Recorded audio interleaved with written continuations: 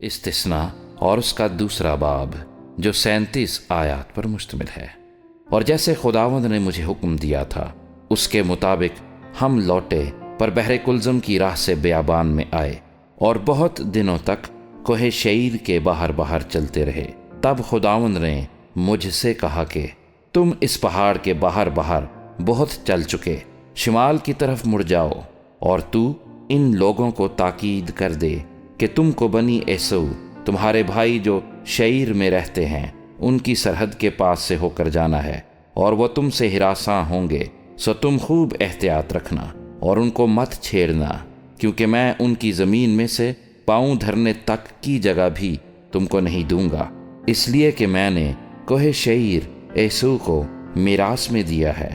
تم روپے دے کر اپنے کھانے کے لیے ان سے خورش خریدنا اور پینے کے لیے پانی بھی روپے دے کر ان سے مول لینا، کیونکہ خداوند تیرا خدا تیرے ہاتھ کی کمائی میں برکت دیتا رہا ہے، اور اس بڑے بیابان میں جو تیرا چلنا پھرنا ہے وہ اسے جانتا ہے۔ ان 40 برسوں میں خداوند تیرا خدا برابر تیرے ساتھ رہا اور تجھ کو کسی چیز کی کمی نہیں ہوئی۔ سو ہم اپنے بھائیوں بنی عیسو کے پاس سے جو شعیر میں رہتے ہیں کترا کر میدان کی راہ سے ایلات اور ایسون جابر ہوتے ہوئے گزرے، پھر ہم مڑے اور مواب کے بیابان کے راستے سے چلے۔ پھر خداوند نے مجھ سے کہا کہ موابیوں کو نہ تو ستانا اور نہ ان سے جنگ کرنا، اس لیے کہ میں تجھ کو ان کی زمین کا کوئی حصہ ملکیت کے طور پر نہیں دوں گا، کیونکہ میں نے آر کو بنی لوط کی میراث کر دیا ہے۔ وہاں پہلے ایمیم بسے ہوئے تھے جو اناکیم کی مانند بڑے بڑے اور لمبے اور شمار میں بہت تھے،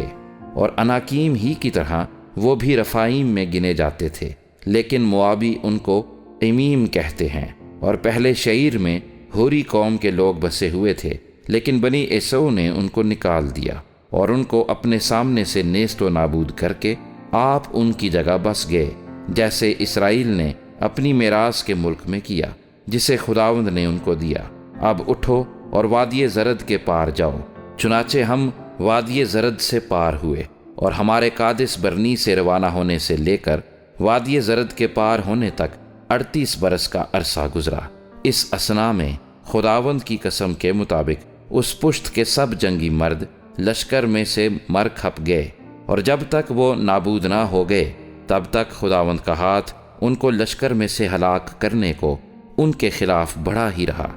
جب سب جنگی مرد مر گئے اور قوم میں سے فنا ہو گئے تو خداوند نے مجھ سے کہا، آج تجھے آر شہر سے ہو کر جو مواب کی سرحد ہے گزرنا ہے، اور جب تو بنی امون کے قریب جا پہنچے تو ان کو مت ستانا اور نہ ان کو چھیڑنا، کیونکہ میں بنی امون کی زمین کا کوئی حصہ تجھے میراث کے طور پر نہیں دوں گا، اس لیے کہ اسے میں نے بنی لوط کو میراث میں دیا ہے۔ وہ ملک بھی رفائیم کا گنا جاتا تھا، کیونکہ پہلے رفائیم جن کو امونی لوگ زمزمین کہتے تھے وہاں بسے ہوئے تھے۔ یہ لوگ بھی اناکیم کی طرح بڑے اور لمبے اور شمار میں بہت تھے، لیکن خداوند نے ان کو امونیوں کے سامنے سے ہلاک کیا،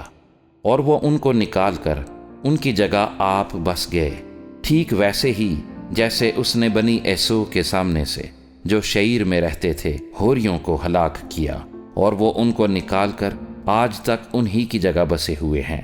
ایسے ہی اویوں کو جو اپنی بستیوں میں غزہ تک بسے ہوئے تھے کفتوریوں نے جو کفتورا سے نکلے تھے ہلاک کیا، اور ان کی جگہ آپ بس گئے۔ سو اٹھو اور وادی ارنون کے پار جاؤ، دیکھو میں نے حسبون کے بادشاہ سیہون کو جو اموری ہے اس کے ملک سمیت تمہارے ہاتھ میں کر دیا ہے، سو اس پر قبضہ کرنا شروع کرو اور اس سے جنگ چھیڑ دو۔ میں آج ہی سے تیرا خوف اور رعب ان قوموں کے دل میں ڈالنا شروع کروں گا جو روئے زمین پر رہتی ہیں، وہ تیری خبر سنیں گی اور کانپیں گی اور تیرے سبب سے بے تاب ہو جائیں گی۔ اور میں نے دشت قدیمات سے حسبون کے بادشاہ سیہون کے پاس صلح کے پیغام کے ساتھ ایلچی روانہ کیے اور کہلا بھیجا کہ مجھے اپنے ملک سے گزر جانے دے، میں شاہراہ سے ہو کر چلوں گا اور دہنے اور بائیں ہاتھ نہیں مڑوں گا۔ تو روپے لے کر میرے ہاتھ میرے کھانے کے لیے خورش تک بیچنا، اور میرے پینے کے لیے پانی بھی مجھے روپے لے کر دینا، فقط مجھے پاؤں نکل جانے دے، جیسے بنی ایسو نے جو شعیر میں رہتے ہیں اور موابیوں نے جو آر شہر میں بستے ہیں میرے ساتھ کیا، جب تک کہ میں یردن کو عبور کر کے اس ملک میں پہنچ نہ جاؤں جو خداوند ہمارا خدا ہم کو دیتا ہے۔ لیکن حسبون کے بادشاہ سیہون نے ہم کو اپنے ہاں سے گزرنے نہ دیا، کیونکہ خداوند تیرے خدا نے اس کا مزاج کڑا اور اس کا دل سخت کر دیا، تاکہ اسے تیرے ہاتھ میں حوالہ کر دے، جیسا آج ظاہر ہے۔ اور خداوند نے مجھ سے کہا، دیکھ میں سیہون اور اس کے ملک کو تیرے ہاتھ میں حوالہ کرنے کو ہوں، سو تو اس پر قبضہ کرنا شروع کر تاکہ وہ تیری میراث ٹھہرے۔ تب سیہون اپنے سب آدمیوں کو لے کر ہمارے مقابلے میں نکلا اور جنگ کرنے کے لیے یحز میں آیا، اور خداوند ہمارے خدا نے اسے ہمارے حوالہ کر دیا، اور ہم نے اسے اور اس کے بیٹوں کو اور اس کے سب آدمیوں کو مار لیا، اور ہم نے اسی وقت اس کے سب شہروں کو لے لیا، اور ہر آباد شہر کو عورتوں اور بچوں سمیت بالکل نابود کر دیا، اور کسی کو باقی نہ چھوڑا، لیکن چوپایوں کو اور شہروں کے مال کو جو ہمارے ہاتھ لگا لوٹ کر ہم نے اپنے لیے رکھ لیا۔ اور اروئیر سے جو وادی ارنون کے کنارے ہے، اور اس شہر سے جو وادی میں ہے جلاد تک، ایسا کوئی شہر نہ تھا جس کو سر کرنا ہمارے لیے مشکل ہوا۔ خداوند ہمارے خدا نے سب کو ہمارے قبضے میں کر دیا، لیکن بنی امون کے ملک کے نزدیک اور دریائے یبوک کی نواحی اور کوہستان کے شہروں میں اور جہاں جہاں خداوند ہمارے خدا نے ہم کو منع کیا تھا تو نہیں گیا۔